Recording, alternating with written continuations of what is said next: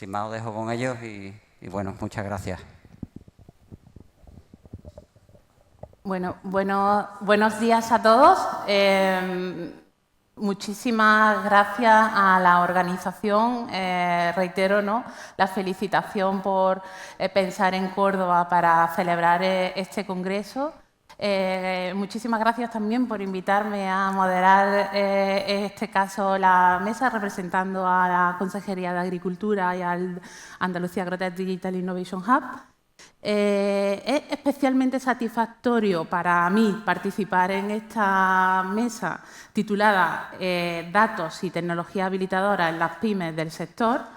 Es obvio, y ayer hablaba Rosa Gallardo, ¿no?, en su charla magistral sobre la necesidad de ser más eficientes y más sostenibles, ¿no?, y de cómo los datos y las tecnologías digitales nos pueden llevar a ello, y es por ello que hoy nos vamos a parar un poco a dialogar con José Luis Molina, que es CEO de Hispatec, de formación ingeniero agrónomo.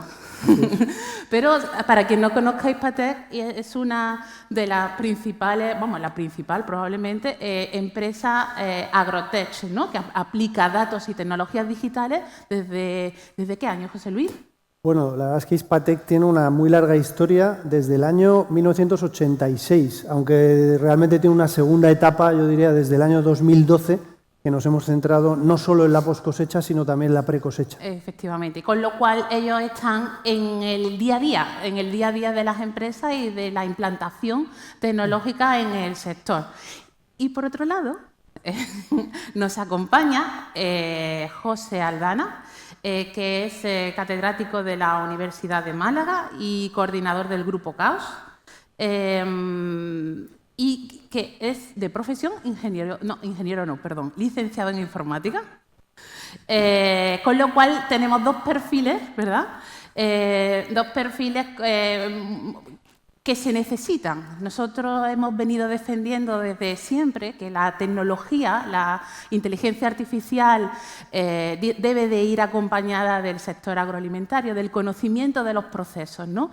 Y en Andalucía Agrotech lo hemos siempre promovido, ¿no?, y defendido. La Comisión Europea nos ha dado la razón y ha validado y ha premiado esta iniciativa, y en un ejemplo claro es lo que vamos hoy a esta conversación y esa necesidad de ir de la mano tecnología y sector agroalimentario para que realmente sea eficiente la implantación de la tecnología. Bueno, no me voy a enrollar más y vamos a pasar a la acción. Tenemos una serie de preguntas que hacernos, ¿no? Y vamos a empezar por ti, José Luis. ¿Cuáles consideras que son los factores que determinan la competitividad de las pymes en el sector agroalimentario y cómo están evolucionando en el tiempo? Bueno, yo creo que en realidad es una temática muy amplia, pero yo diría que fundamentalmente tienen que ver con hacer agroalimentación de mercado, orientarse hacia la demanda del mercado, ser eficientes y, de alguna manera, cumplir con los tres grandes retos que nos pide la sociedad en la que vivimos a día de hoy, que es la sostenibilidad económica de la producción agrícola y de la transformación, la sostenibilidad medioambiental y la sostenibilidad social. Y todo eso, la verdad es que yo creo que obligatoriamente se basa en datos, que lo podríamos hacer con una hoja de papel y siendo muy ordenaditos y apuntándolo todo como oficinistas ordenados de los años 40, pero seguramente con ordenadores y con soluciones y con tecnología móvil vamos a ser mucho más eficaces, porque realmente, digamos, la agroalimentación es un sector de muchísimas transacciones que requiere una interacción continua con el mercado, muchos pedidos, muchos kilos, muchos envíos, muchas parcelas, muchos eventos individuales que, en fin, para gestionarlos de forma eficiente, con eficiencia económica y con eficiencia en el uso de los recursos, hacen falta datos, ¿no? Esto es como conducir un vehículo y pretender ir a la velocidad legal en cada tramo sería imposible si no lleváramos un velocímetro. Bueno, pues para mí el velocímetro es contar con soluciones digitales que nos ayuden a esa gestión.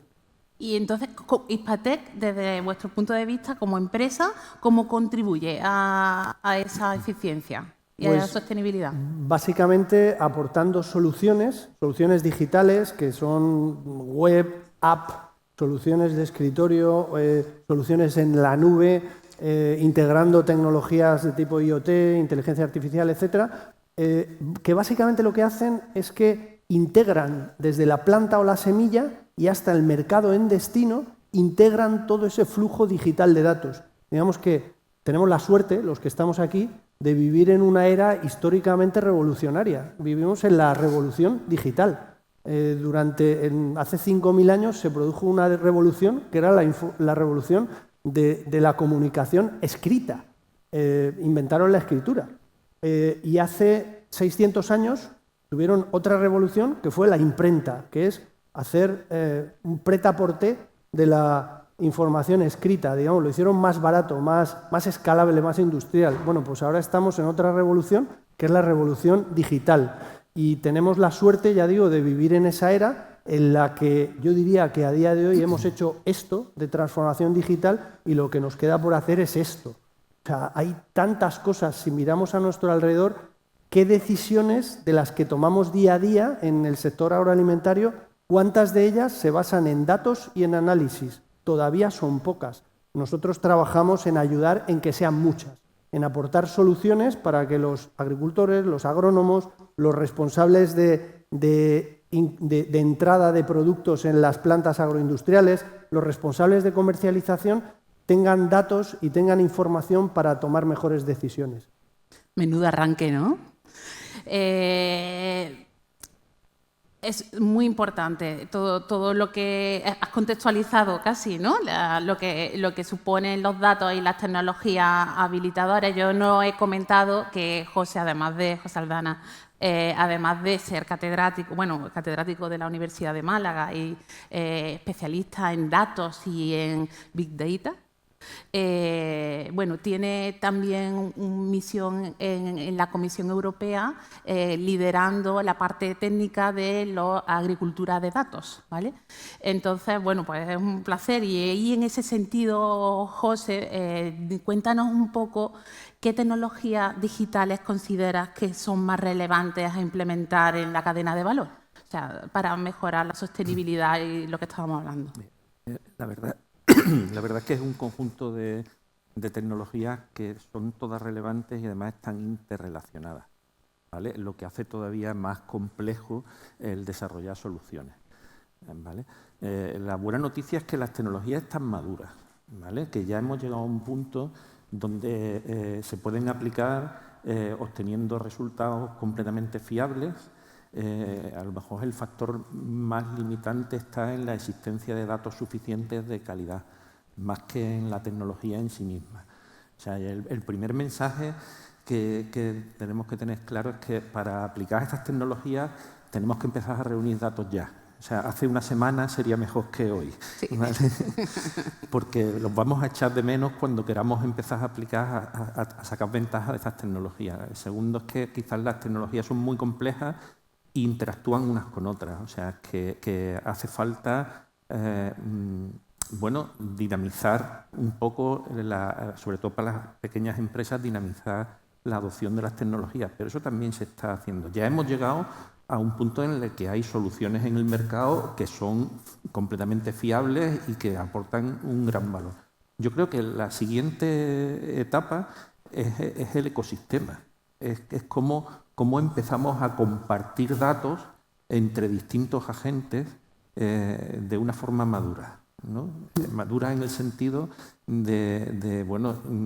con confianza, con seguridad de que mis datos siguen siendo míos, cómo conseguimos generar sinergias entre los distintos agentes, cómo yo puedo ofrecer un servicio que sea sinérgico con otros que ya existen en el mercado y puedo conectar esas cosas con bajo coste. Esa es la siguiente etapa y eso implica un proceso de estandarización en cómo llamamos a las cosas, en cómo intercambiamos esos datos, pero que está en marcha. O sea, la buena noticia es que eso también está en marcha. Eso también está en marcha. Pero tú sabes, la principal preocupación que salía de ayer de la mesa, ¿no? También era un poco esa, vale, bien, tomamos datos todos, ¿no? Ahora bien, compartirlos, ¿cómo? ¿No? O sea, ¿cómo se está abordando esto en Europa?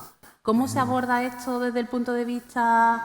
¿Hay estructuras? ¿Se están creando? Claro. De hecho, la compartición de datos, el data sharing, es parte de la estrategia europea de inteligencia artificial. Inteligencia artificial, ¿no? Que se habla muchísimo. La estrategia de inteligencia artificial tiene 3 capas. Una capa de infraestructura en la que se está generando una nube europea, una cloud de proximidad, para que los datos de las empresas europeas estén en Europa y que estén en una infraestructura resiliente. Hay una segunda capa que es de infraestructura de datos, que es la que tiene que ver con la compartición de datos y tiene que ver con el diseño de un concepto que se ha llamado los espacios de datos en Europa, que son pues una serie de estándares sobre cómo compartir datos de una forma segura, fiable, privada y manteniendo una cosa a la que le han puesto un título muy bonito, que es la soberanía digital. ¿Vale? El concepto de soberanía digital es la base o el núcleo de la estrategia europea de inteligencia artificial. Y hay una tercera capa que es la de aplicaciones, donde ya se desarrollan pues, los modelos o las aplicaciones de IA, y donde está pues, toda la parte de explicabilidad, de interpretabilidad, de saber, bueno, pues estas predicciones o estos modelos que construye, cómo son de fiables y en base a qué me están haciendo esas predicciones y cuánto puedo yo creerme de la predicción que me está haciendo el algoritmo. A ver, necesito que sea transparente y que yo pueda ser capaz de validar esas predicciones para que pueda confiar en ellas. Entonces, la estrategia de inteligencia artificial europea con esas 3 capas, en la capa de infraestructura física, de infraestructura de datos o en la capa de aplicaciones, es un todo, pero en la parte de datos es donde se abordan pues, las cosas que tienen que ver, pues sobre todo pues, con cómo tengo que compartir mis datos en un entorno seguro donde yo pueda decidir hasta qué punto cedo esos datos o a quién se los cedo y con qué finalidad, de forma que eso quede registrado en este contexto. Es que este punto es muy importante, ¿no? Porque estamos hablando de tomar decisiones basadas en datos y es muy importante generar esa situación de confianza a la hora de compartir datos porque nos van a aportar valor a nosotros y a otros para generar mejores modelos y tener mejores predicciones, ¿no? Entonces ese es un poquito el punto. Vamos a intentar, tenemos muchísimos conceptos que nos habéis dejado, vamos un poquito a aterrizar. Como me dirían a mí en la consejería, ¿no? Vamos a aterrizar. ¿Qué soluciones está teniendo ahora mismo Hispatec, ¿no? ¿Tiene en marcha Hispatec o está en desarrollo en estos términos? Yo quizá me voy a ir un paso antes. O sea, antes de hablar de lo que hacemos en Hispatec, que es muy interesante, pero digamos es un poco un ejercicio interiorista, si queréis, ¿no?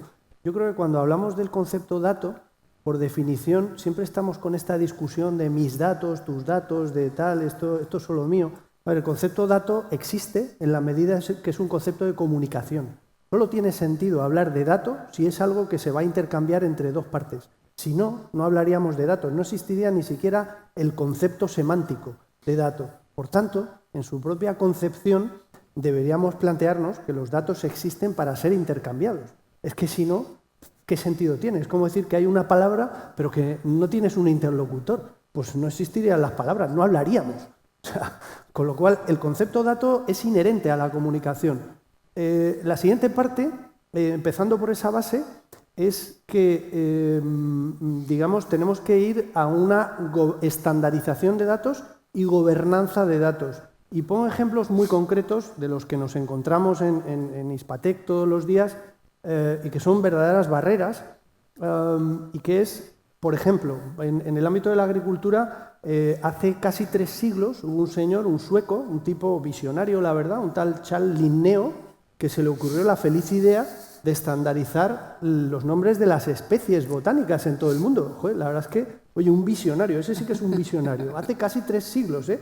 Ese señor llevaba pelucas de esas con tirabuzones y básicamente vivía en un mundo en el que no existía la máquina de vapor todavía. y estandarizó la nomenclatura botánica. Bueno, a día de hoy, la FAO tiene un estándar de especies botánicas. La Unión Europea tiene otro. España tiene otro. Y algunas comunidades autónomas tienen otro. Hasta ahí puedo leer. Hasta ahí puedo leer. O sea, eso hablando de especies botánicas. Me estoy yendo a lo fácil. O sea, digo, joder, a ver, de primero de agrónomos. Especies botánicas. Bueno, pues si eso pasa con las especies botánicas, no os quiero contar lo que pasa con los fertilizantes o lo que pasa con, no sé, las parcelas, que seguramente todos aquí o muchas personas saben lo que es el SIGPAC, que no se correlaciona uno a uno con el catastro, ni se correlaciona con los registros de la propiedad. Sabéis que en los registros de la propiedad tú vas allí con tu código de parcela del catastro o con tu código de parcela del SIGPAC y no lo entienden. Hay otro código que es para iniciados. O sea, básicamente tenemos que partir de la base de la estandarización de datos. Esa es la primera parte de todo ello. Y así es como podremos aspirar, y ya lo vamos consiguiendo, no con poco esfuerzo, podremos aspirar a que la información nazca digital y viaje digital a lo largo de toda la cadena. Si nos planteamos esto de la digitalización como que yo meto cosas en una app muy mona, muy chula, pero que luego al final necesito una impresora y le doy un papel al siguiente, pues seguramente cometeremos errores, no se sincronizarán los procesos, no conseguiremos los beneficios de la digitalización. Por tanto, tenemos que plantearnos que la información nazca digital y viaje digital ya siempre. Y eso significa gobierno de datos, significa hablar el mismo idioma y significa interoperabilidad, tener conectores, tener enchufes entre las soluciones para que hablen entre ellas.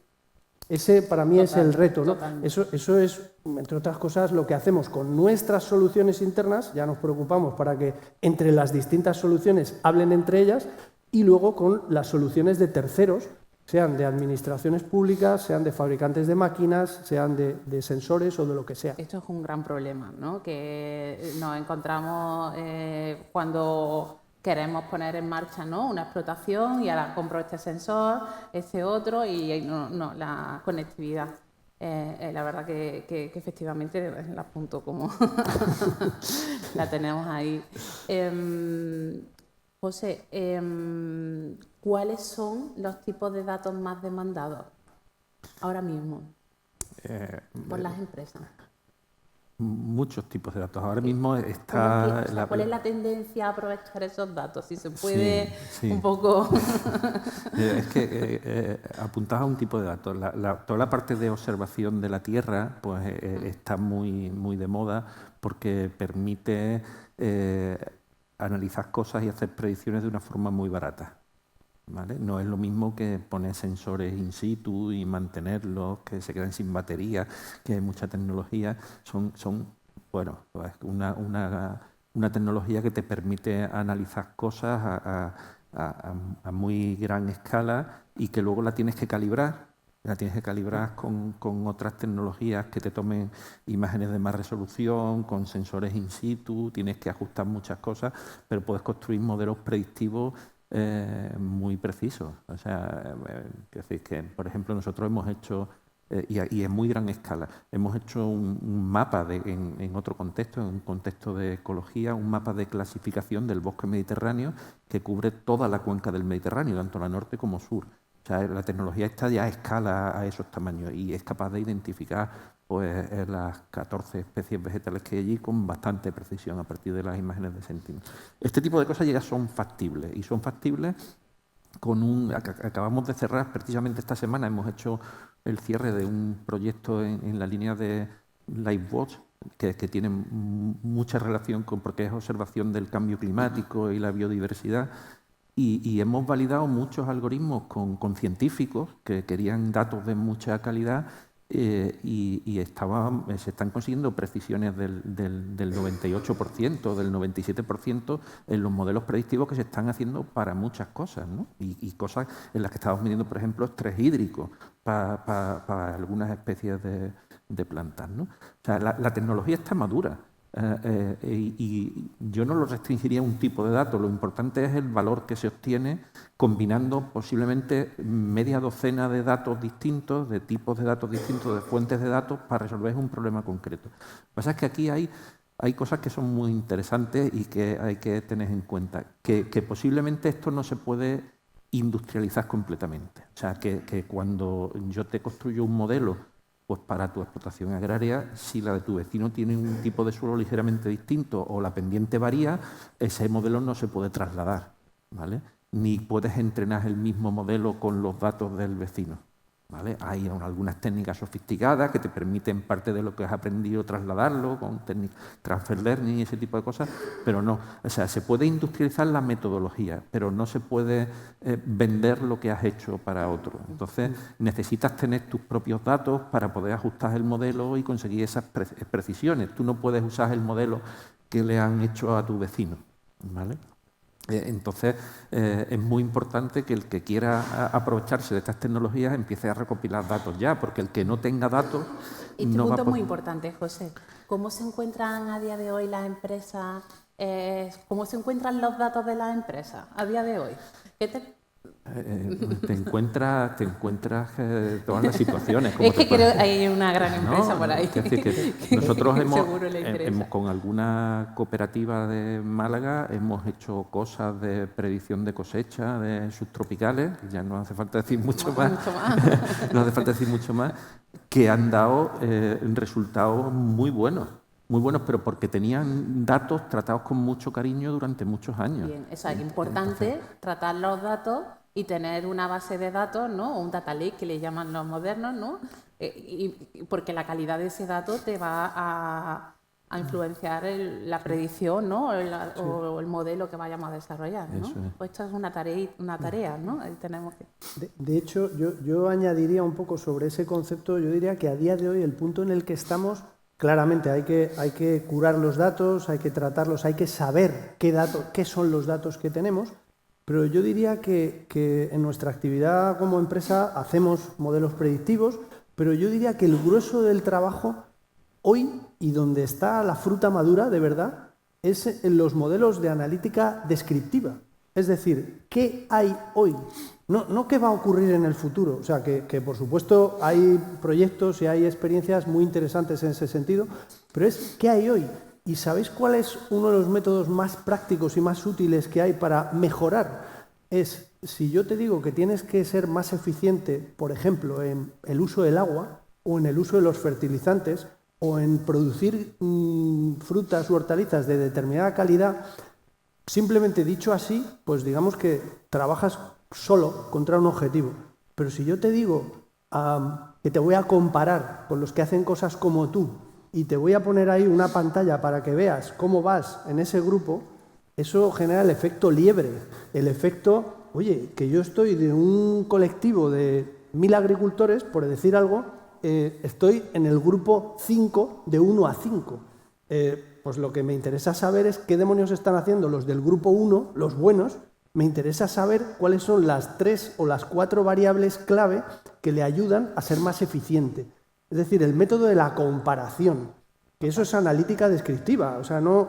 Luego ya cuando ya tenemos los datos de la analítica descriptiva, las que definen la realidad actual, cuando ya los tenemos planchados y con calidad y son muy buenos, entonces nos podemos plantear el siguiente paso, que es el de predecir el futuro. Pero si yo no sé cuánto ha llovido hoy, ¿por qué me voy a molestar en saber cuánto va a llover dentro de una semana? O sea, primero voy a saber cuánto ha llovido hoy, ¿no? Sí. O sea, y ahí yo os diría que en las empresas hay grandes retos para curar y mejorar los datos. Hay buenos ejemplos. El caso de esa cooperativa, cuyo nombre no vamos a mencionar, de subtropicales en Málaga, que son un ejemplo muy bueno. Bueno, sí, vamos a mencionarlo. A los buenos siempre se les menciona. Sí, no pasa Trops. O sea, a los buenos hay que mencionarles.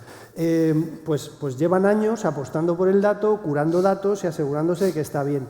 Pero incluso en instancias muy grandes, como, no sé, el agua, todos somos conscientes de que parece que hay un problemilla con el agua, ¿no? Sí, ¿No? Creo que es un tema compartido, ¿no? Sabéis que hoy, año 2024, el MAPA dice, y el INE, Instituto Nacional, con una fuente paralela, dice algo muy parecido, que el sector agrícola en España consume unos 15.500 hectómetros cúbicos de agua al año. Eso es lo que dicen el MAPA y el INE. El MITECO dice que el sector agrícola demanda 26.600 hectómetros cúbicos al año. Y con eso se hacen políticas. Yo hasta ahí puedo leer. O sea, ¿cómo es posible que haya una discrepancia de 26.600 a 15.500? Hasta ahí puedo leer.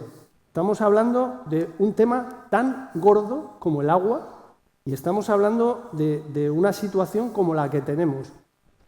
Los datos lo mismo tienen una pequeña mejora. Sí. Bueno, entonces tenemos que trabajar, ¿no? Analizar lo que tenemos para poder predecir, eso es el primer paso. Bueno, José, te voy a seguir insistiendo un poco. Voy a abusar aquí un poco de tu, también, ¿no? De tu, que eres un poco este carácter de emprendedor que también tienes, ¿no? ¿Cuáles son, según tu criterio, los nuevos los modelos de negocio que pueden venir, ¿no? En un futuro? O sea, hoy no hay tantos jóvenes, ¿no? Pero qué pena, porque ayer lo teníamos esto lleno de jóvenes. Pero dinos un poco. Yo me voy a ir un poquito para atrás. Bueno, decía hace un momento que creo que hoy hemos hecho esto en digitalización agro y nos queda esto, con lo cual los modelos, todos. O sea, todos. Y ahora, dicho esto, y yéndome a algo más básico, aquí preguntabas antes, decías, José Aldana es ingeniero informático. O informático, no sé, llámale X, ¿vale? Yo de verdad que cambiado tanto la... o yo soy ingeniero agrónomo. A ver, yo creo que esto es una concepción muy equivocada. O sea, cuando yo nací, y mucho después de nacer, no existía ni el móvil, ni existía Internet, ni existía, por supuesto, el móvil inteligente, ni la inteligencia artificial generativa, ni los coches eléctricos, ni la desalación de agua eficiente, ni los paneles solares medianamente industrializables, ni montones de cosas no existían. Eso es lo que ha ocurrido en los últimos 50 años. En los próximos 50, que seguramente es el horizonte que se tiene que plantear alguien que está estudiando ahora, el mundo va a cambiar como mínimo a la misma velocidad que ha cambiado hasta ahora y probablemente mucho más. Con lo cual lo que tenemos que hacer es aprender a aprender, porque aquí hace un año y poco nos ha salido el champiñón de la inteligencia artificial generativa, se ha popularizado, en realidad ya existía desde antes, pero se ha popularizado la inteligencia artificial generativa. Yo diría que todo lo que tenga que ver con la hibridación de conocimientos entre los retos del sector agroalimentario en el ámbito económico, medioambiental, social y las tecnologías habilitadoras en el ámbito de la digitalización, la inteligencia artificial, el IoT, el cloud, la integración pura, las soluciones de movilidad, esa hibridación es oro. Y hay que planteárselo así, como hibridación, como conocimiento mixto. No es aquello de, no, yo es que soy informático, no, yo es que soy agrónomo. No, lo que hacen falta, nosotros contratamos agrónomos tequis o contratamos informáticos agris. O sea, necesitamos perfiles mixtos y ahí es donde está el valor, en esa hibridación. Bueno, pues como estamos hablando de necesidades, de capacidades y de empleo, ¿no? Y de modelos de negocio, a ver, para los dos, esta es una pregunta para los dos. ¿Cuáles son los yacimientos de empleo empresariales y de opciones de progreso y de avance social ligadas a las tecnologías digitales en el sector agro? José, esa te toca a ti empezar ahí. Los yacimientos empresariales para el emprendimiento. Sí, bueno, para el empleo, o sea, ahora mismo, ¿no? ¿Cuáles son los perfiles que pueden ser más demandados, ¿no? Y que apliquen a la integración de la tecnología dentro del sector? Yo creo que los perfiles mixtos son muy valiosos porque ponen en contacto los dos mundos, es lo que estábamos diciendo. O sea, quiero decir, un perfil de ingeniería del software pura necesita un periodo importante de aprendizaje pues para empezar a hacer cosas en el sector agro. Igual, ¿no? O sea, aprender a manejar esta tecnología es compleja. O sea, un experto en el dominio, un ingeniero agrónomo, pues necesita también un periodo muy importante y necesita mucho esfuerzo para aprender a manejar estas tecnologías que son muy complejas con profundidad. Esto es un esfuerzo colaborativo, lo acaba de decir José Luis hace un momento. Y el problema de estos esfuerzos colaborativos es que, bueno, hay empresas o personas que son más asociativas y otras que les cuesta más trabajo colaborar, igual que con la compartición de datos, que hay que promocionarlos. O sea, eventos como este están muy bien y poner en contacto los dos mundos es muy importante, para que cada uno conozca los problemas del otro y haya gente que empiece a trabajar en esos problemas comunes desde las dos perspectivas y esto siga funcionando. O sea, por ejemplo, antes hemos hablado del benchmarking como una forma de validar dónde estoy. ¿Vale? Yo estoy consumiendo pues un 10% más de agua que la media de las explotaciones que hacen lo mismo que yo, o cosas muy parecidas. Eso me está dando una señal de que tengo que mejorar en algunas cosas. No sé todavía cómo. Si tuviera acceso a información más refinada, pues podría a lo mejor hacer un análisis de cuánto está contribuyendo cada una de mis variables a ese 10% de consumo excesivo sobre la media. O a lo mejor es que es un problema intrínseco de tu explotación porque por las características que tiene, pero tienes que hacer un análisis todavía. Pero el benchmarking es una cosa que es, en teoría, muy fácil de hacer y aporta muchísimo valor, pero implica compartir tus datos. Sí. Compartir tus datos con otros a cambio de que otros compartan sus datos contigo y generar un entorno de confianza para que esos datos se compartan sabiendo que los datos de tu explotación agraria, que son la esencia de tu modelo de negocio, porque al final le estás compartiendo cuánto te cuesta a ti producir, ¿vale? Cuál es el estado de tu explotación, ¿vale? Es una cosa crítica. Si alguien hace mal uso de esos datos, te puede hacer daño. Entonces, esto necesita el llegar al siguiente nivel de ecosistema, de que todos estemos compartiendo datos de una forma madura y en un entorno seguro, necesita generar eso, ese entorno seguro, fiable, que te dé confianza suficiente como para que nadie va a utilizar los datos que tú estás compartiendo para unos fines, los va a utilizar para otros y que todo el mundo tiene valor. Y eso es a lo que todavía está costando trabajo arrancarlo. Sí. Y ese realmente es el problema. Es lo que despliega el 90% del valor que nos queda por obtener es ese ecosistema. Sí. Fomentar la cultura del dato. Sí. No solo la cultura, es que no es solo fomentar una cultura, es generar una infraestructura. Sí. Esto es una infraestructura, es más que una cultura. Sí.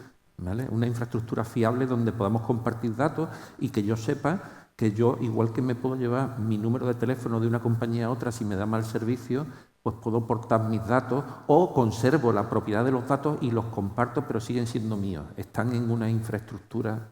Sí.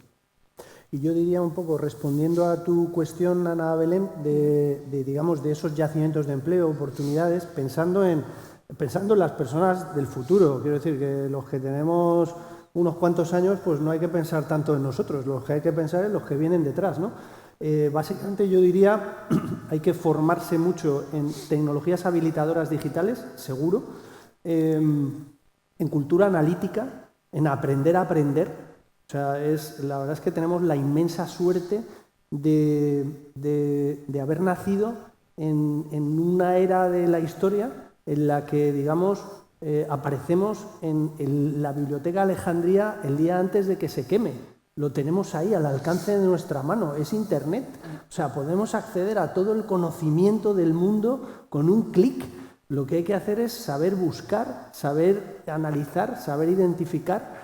Y yo creo que muy importante, ya digo, esas tecnologías habilitadoras, aprender de esas tecnologías y la hibridación. Yo creo que ahí hay muchísimos yacimientos de empleo. Esto va de empleabilidad, que la empleabilidad es, no sé si voy a trabajar en un organismo público, en una empresa o en donde demonios sea, que a lo mejor ni existe hoy, pero tengo las capacidades y las actitudes como para poder trabajar en sitios que lo necesiten. Y generar una utilidad para la sociedad que nos rodea, para el ecosistema empresarial y productivo.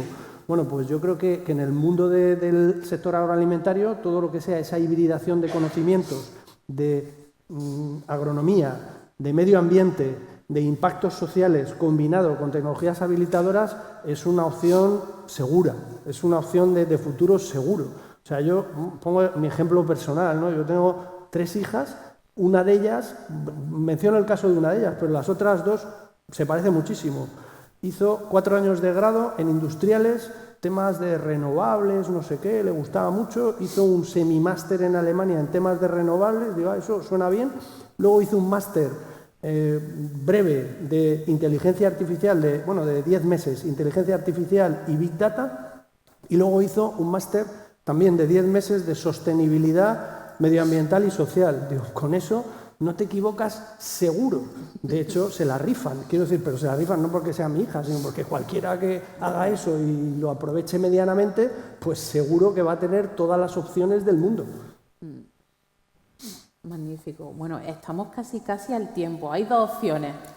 Una, no sé si hay alguna pregunta, daros la oportunidad de preguntar. No sé si hay alguien que quiera hacer alguna pregunta. O ¿No? llevarnos la contra, quiero decir que también vale, ¿eh? Emilio, ¿no? ¿No quiere hacer una pregunta? ¿No? Vaya por ahí. Bueno, pues si no, vamos a hacer otra cosa, y una pequeña trampa, que es que vamos a hacer que José Aldana le pregunte a José Luis una última pregunta breve, ¿vale? Y José Luis le pregunte a José, ¿no? Desde el punto de vista de qué le preguntaría la universidad a la empresa que está, ¿no?, en el día a día, y qué le preguntaría el presidente, ¿no?, el CEO de una empresa a la universidad que está trabajando en datos, ¿no?, sobre todo. Venga, ¿quién empieza? Venga, yo mismo. Es una trampa. Desde el punto de vista, a ver, si acordamos que gran parte del valor que está por desplegarse tiene que ver con generar el ecosistema de compartición de datos, desde el punto de vista de las empresas, ¿dónde están las barreras principales para que eso se haga efectivo? Pues yo diría que por una parte tenemos barreras de carácter regulatorio o digamos que podrían ser promovidas por ámbitos públicos. O sea, la verdad es que lo público tiene una gran ventaja siempre, que es que está el BOE. Entonces, cuando tú escribes en el BOE, imaginaos, con el ejemplo que ponía antes de la estandarización de las especies botánicas, si tú escribes en el BOE que las especies botánicas se llaman así, ya está, lo has escrito y es obligatorio. Entonces, seguramente en lo público hay una parte, vía incentivo, por compartición de open data, políticas, digamos, de compartición de datos públicos, que pueden agilizar mucho el ecosistema, y por otra parte, la parte normativa, seguramente, o bien por obligación o bien por incentivo, se puede hacer mucho, ¿no? Y luego, yo creo que esto también hay una obligación por parte de las empresas, que tenemos que salirnos de nuestro chiringo, de nuestros muros virtuales, y tenemos que pensar que trabajamos en ecosistema, o sea, y más en un sector como el agroalimentario, que esto es una cadena donde hay muchísimos intervinientes. En España hay aproximadamente unos 300.000 autónomos profesionales y unas 30.000 pymes que trabajan en el sector agroalimentario. No hay casi ninguno, ni autónomo ni pyme, que haga toda la cadena farm to fork, como dice la Unión Europea, con lo cual toca colaborar, toca ser más abierto, toca comprar la cultura digital. Yo creo que entre otras cosas, una de las cosas más importantes es la sensibilización, la formación y la interiorización de los retos, y ahí probablemente la universidad y las empresas tenemos mucho que hacer en concienciar, en formar a todo el mundo, a todos los profesionales, de la importancia del dato y de la cultura analítica, de trabajar con análisis y con datos. Y yo, quizá mi pregunta, que va a ser una pregunta un poco retórica, es ¿cómo podemos hacerlo, universidad y empresas, para tener una verdadera fluidez e intercambio entre las dos partes? A mí me encantaría que alguien se invente una norma que diga: un señor puede trabajar 2 años en la universidad y otros 2 en la empresa, y cambiar de un lado a otro con fluidez. Bueno, yo creo que se ha entendido la pregunta. Sí. ¿no? Arriba tocan el piano y aquí... Si levantamos la voz, yo creo que se nos oye bien. Yo he pensado sobre esto más de una vez, y no es fácil la solución, porque La solución tiene que ver con cómo funciona la universidad, cómo funciona la empresa, los sistemas de incentivos que tienen, que son muy divergentes. En la universidad, primero que tenemos que entender es cómo funciona la universidad, ¿no? O sea, que la universidad, todo el que está dentro de la universidad tiene una plaza que está vinculada a las necesidades docentes de la universidad. En las universidades, los puestos de trabajo en la universidad se convocan por necesidades docentes. Se evalúan por lo que produces de investigación y hasta ahora la transferencia y la relación con la empresa ha contado bien poco. Lo primero que habría que hacer para que cambiara la relación entre la universidad y la empresa es cambiar el sistema de incentivos con el que nos movemos en las universidades. Pero eso es un cambio que no se puede hacer desde dentro, eso es un cambio que viene hecho desde fuera. ¿Vale? Y cambiar ese sistema de incentivos para que las universidades, no pensáis que la gente que está en la universidad o es gente reacia a colaborar, es asocial o que es tonta y no sabe hacer cosas.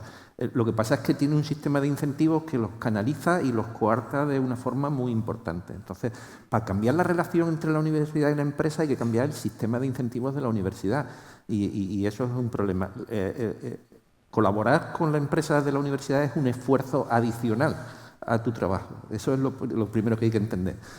Yo ahí lo que te diría, José, creo que tenemos un gran reto, empresas, administraciones públicas, universidad, para no quedarnos en cómo funciona la universidad o cómo funcionan las empresas, sino para qué está la universidad, para qué están las empresas y hacer base cero con el cómo. Completamente de acuerdo. O sea, si queremos hacer cosas que de verdad sean revolucionarias, como dice la frase, lo hicimos porque no sabíamos que era imposible.